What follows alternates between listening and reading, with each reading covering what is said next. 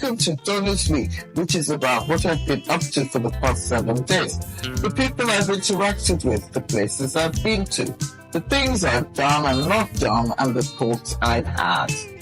Okay, so thank God it's Friday.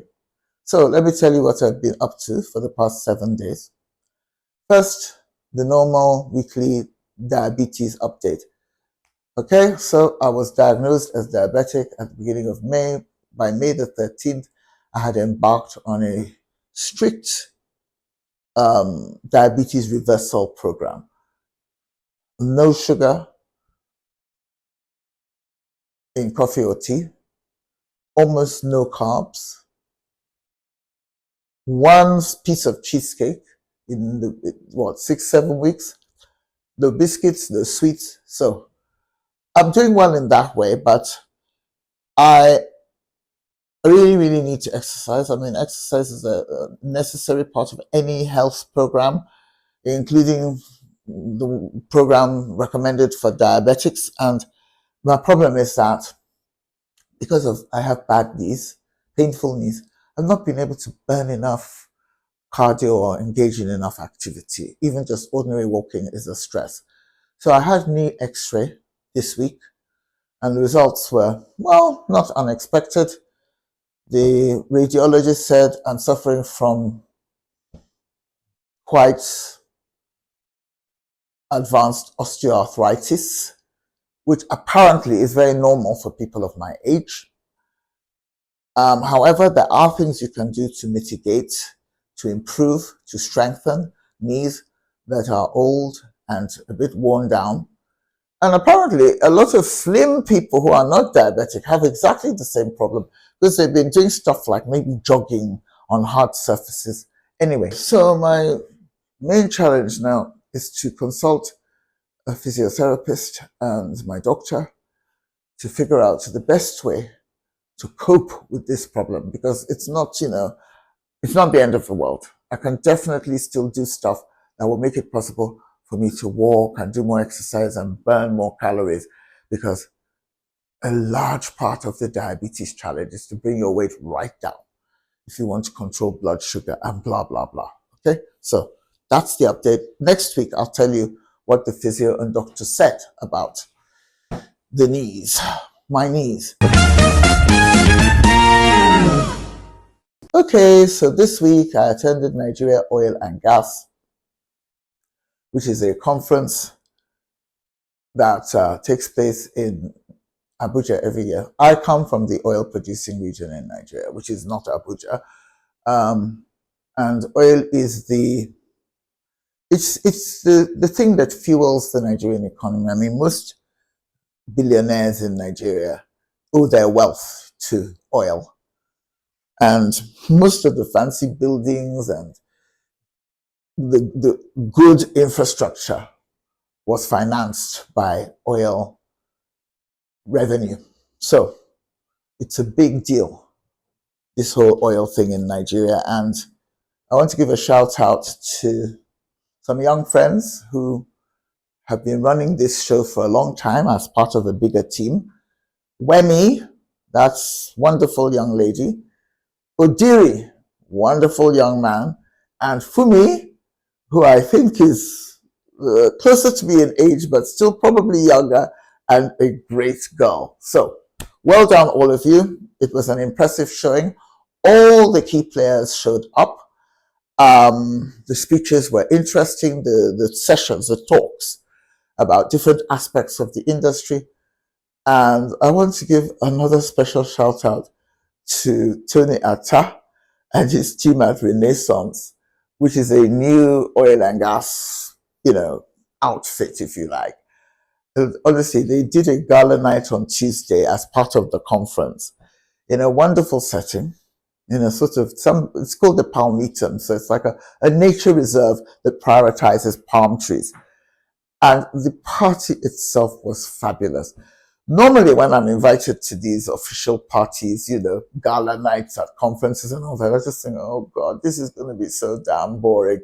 They're going to make endless speeches and we'll all be stuck at our tables waiting for it to end.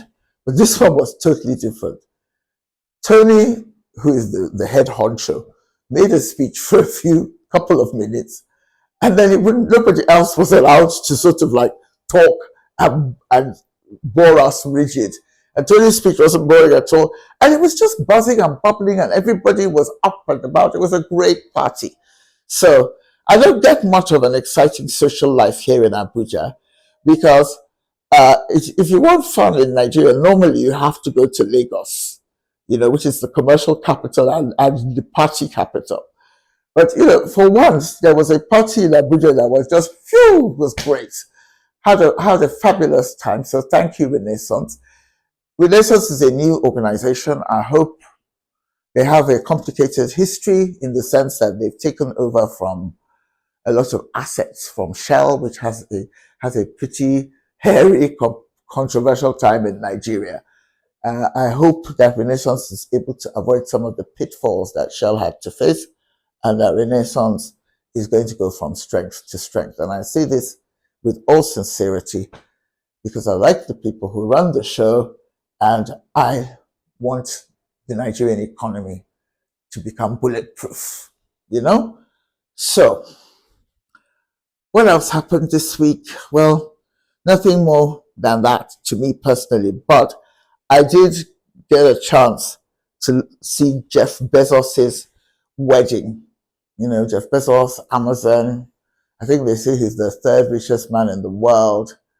And he got married in Venice, which I was in last November. I went to Venice last November, but believe you me, I went on a different level. I mean, Bezos's wedding was a sort of huge luxury extravaganza. All his friends and acquaintances and associates who are anybody showed up, from Oprah Winfrey to the Queen of Jordan and her family, to the ever ubiquitous Kardashians and lots of movie stars and captains of industry. But the thing that really struck me, I mean, I was glued to it because I have a frivolous side that just loves fashion. I mean, I've not been able to wear any really nice clothes for a long time because of my weight problem. But I do like to see how, rich, glamorous women, I like to see what outfits they choose for these big gala occasions. And so I was watching with interest. And the thing that really struck me talking about clothes was the fact that Bezos married a woman called Lauren Sanchez, who's 55 years old, and decided to get married in a white lace dress with a high collar and a veil. And you think, for God's sake, woman, you're 55. You've got 3 children. You've been married at least once or twice before, I thought this whole white veil and dress thing was for young women who could at least pretend that they were virgins on their wedding day. I mean, when I got married, I wore a white dress and a veil, and so did most of my friends. But we got married in our 20s and 30s. We weren't divorcees who had ex-husbands and lots of children. The same thing with Meghan Markle. I mean, what is it with American women getting married in middle age? Because Meghan was nearly 40 when she married Prince Harry of the United Kingdom. And it was the same thing. Beautiful dress. But the veil, the walking down the aisle, looking demure like a blushing young bride. I would have thought that it would be far more dignified for Lauren and Meghan to wear beautiful cocktail dresses or long dresses in a different color, or maybe even white. But for God's sake, kill the veil. It doesn't look right on a woman who's past her, her salad days, So that made me laugh a bit. I'm sorry, Jeff. Please don't cancel my Amazon account. So now for the section that we do every week, or almost every week, called Food for Thought. And I just want to tell you that yesterday was my father's birthday. He left us many years ago, but if he was still alive, he would have been 97 this week. And hardly a day goes by. In fact, there's no day that goes by when I don't remember him. And in fact, often there's no hour when I don't remember him, because there's always some reminder or the other. And both in my personal space and generally because he was quite an important and respected Nigerian. Let me boast a little bit and say that they even named a road in Abuja after my dad. He was a VIP with the highest level of integrity. I would say that I'm his daughter, but other people say it. So, there must be some grain of truth in it. It's not just his family who say that he was an honorable man. And I'd love to know whether other Donu's World people, my viewers, whether they remember lost parents every day or almost every hour, whether they were well known or not well known within their communities. And I think I'd also like to hear about the special bond between fathers and daughters. I was his first child, and I was a girl, and he adored me. Even though he was angry with me a lot of the time, we had some major clashes, but he was generally quite a mild-mannered person. I'm the one who's the firebrand. I'm the troublemaker. But he was also a man of some, he had steel in his backbone.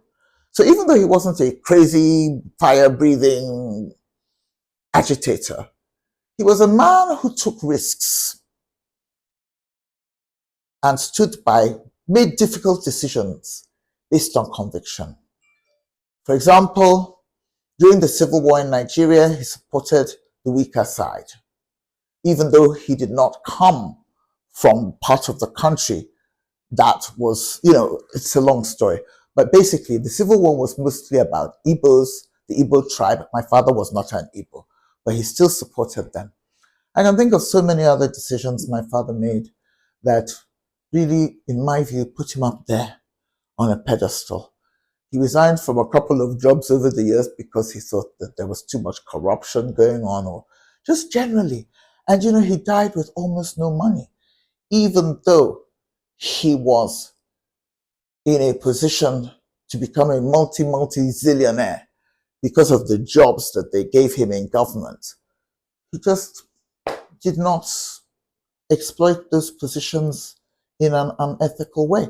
So let me just say, the food for thought is, if you live as well as you can, your children will remember you with pride, and you will pass on to your children values that are worth having. And your family can be as sure as I am that when you pass away, you will go to heaven.